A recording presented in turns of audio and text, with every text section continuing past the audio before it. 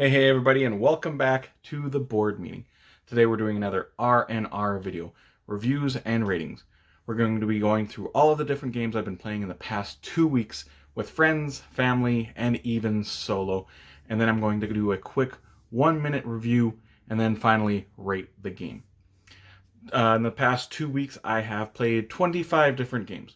We're only talking about 14 of them today because the other 11 have been talked about on previous R&Rs, so we're not trying to repeat ourselves. Let's get to our first game of this week, which is Clank in Space. Clank in Space is the sequel to the original Clank.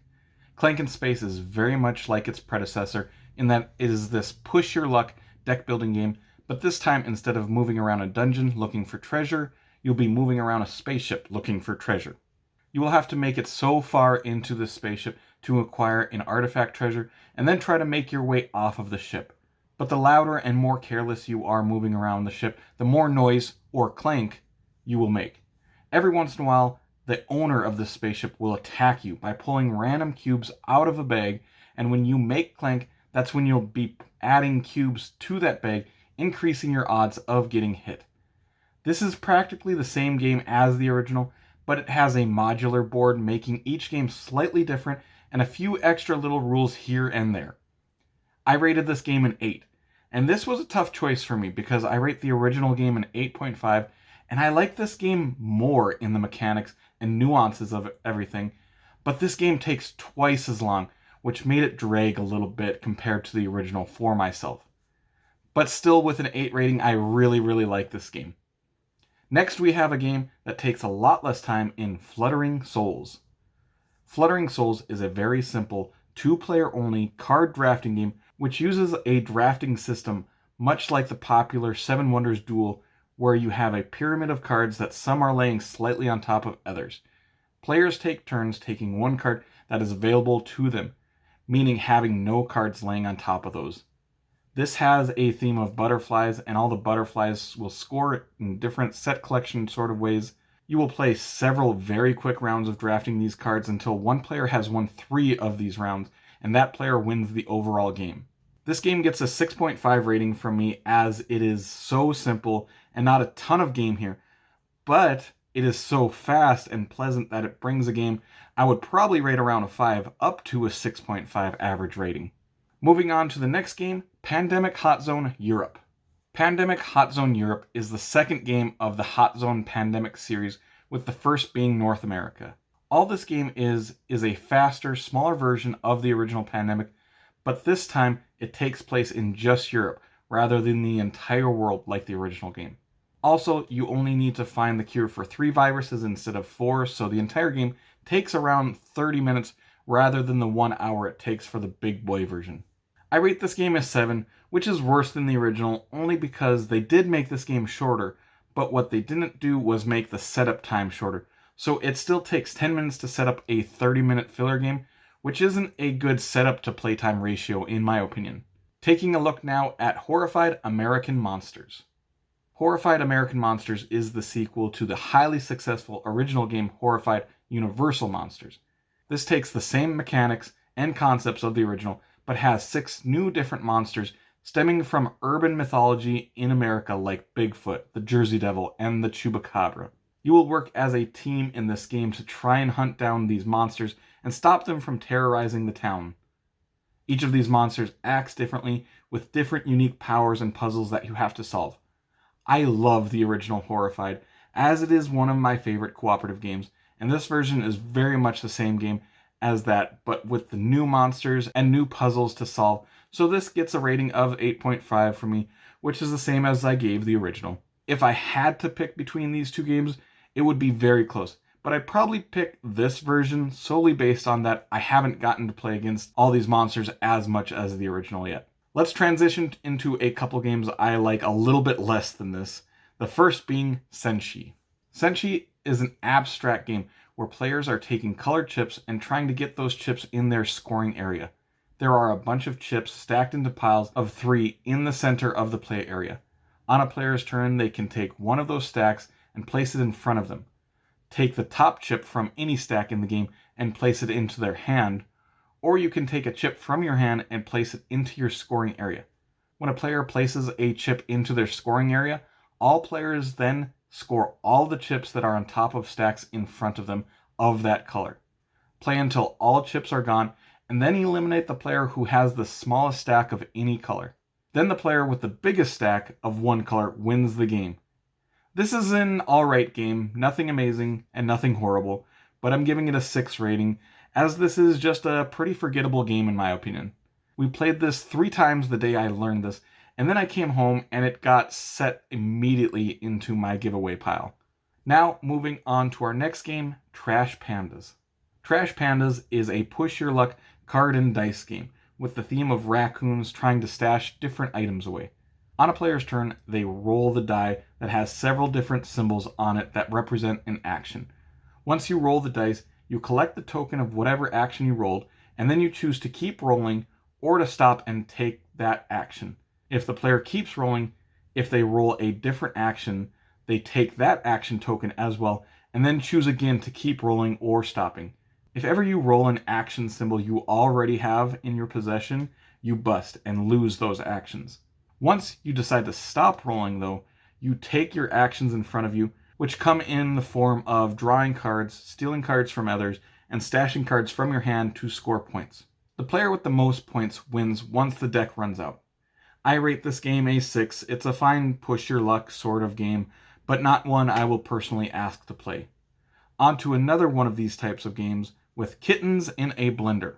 Kittens in a Blender is a game where you are literally trying to save kittens of your player color and trying to blend up kittens of other players' colors.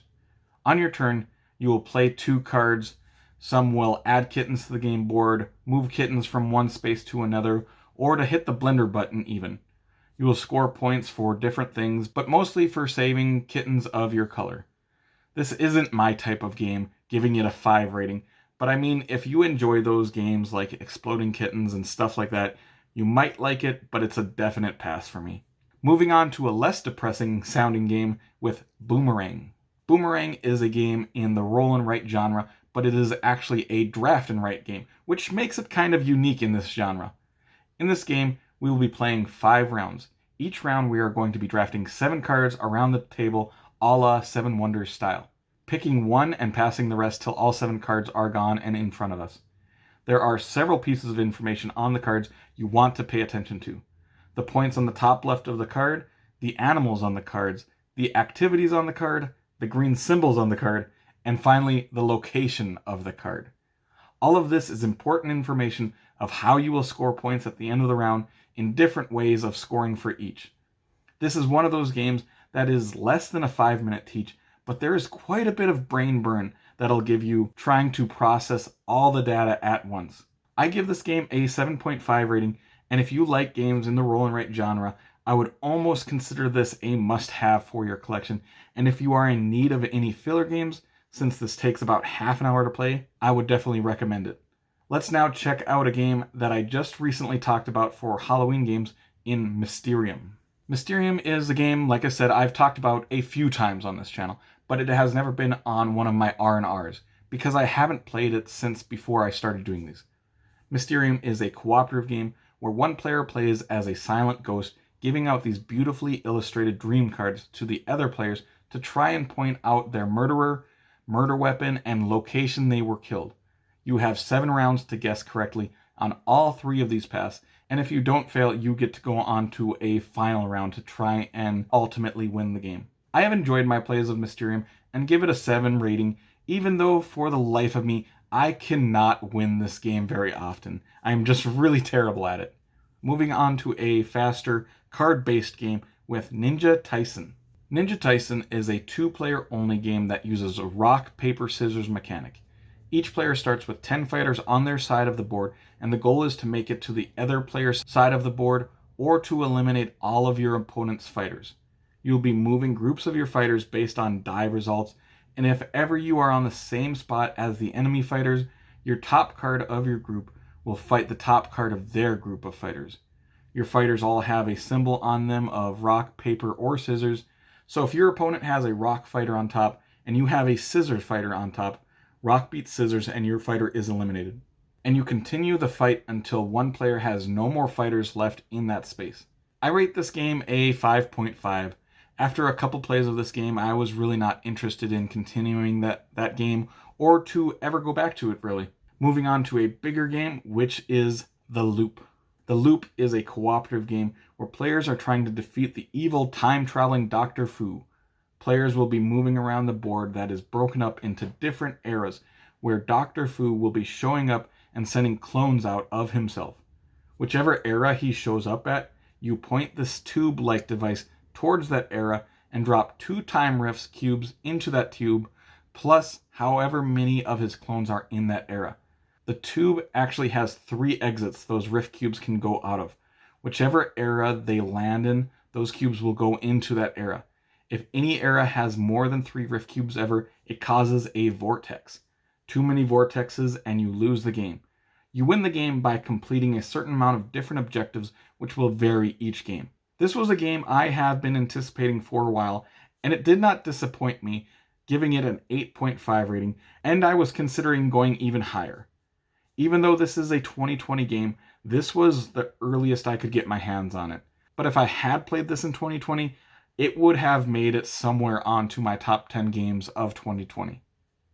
Checking out the next game on this list is Quadropolis. Quadropolis is a city building game I finally got off my shelf of shame. In this game, you are going to have a board with all different types of structures you can put into your city. On your turn, you take one of the numbered arrows and place it onto a column or row pointing towards the board, and you take the tile that is that many numbers in. So if you place the 2 arrow, you take the tile the arrow is pointing at 2 places away. You then take that tile and place it somewhere onto your player board that corresponds to that number as well. All the tiles you gather will score differently. Some tiles are skyscrapers that you want to build on top of, while others have to deal with what tiles are adjacent to it. A lot of tiles will give you resources as well, and at the end of the game, you have to place these resources on certain tiles for them to be considered active and actually score. But you also don't want too many resources, as you'll score negative points for any leftover resources not used. I really like this game, giving it a 7.5 rating, and I only played this one twice so far, and I kind of have a feeling this rating could possibly go even higher after a few more plays, or if I decide on getting an expansion for it. Let's move on to the next game, Four Gardens. Four Gardens is a rather unique game with a giant 4-tiered pagoda at the center of the table. Each side of each segment of that pagoda has resources printed on them, like rock, grass, water, or wood.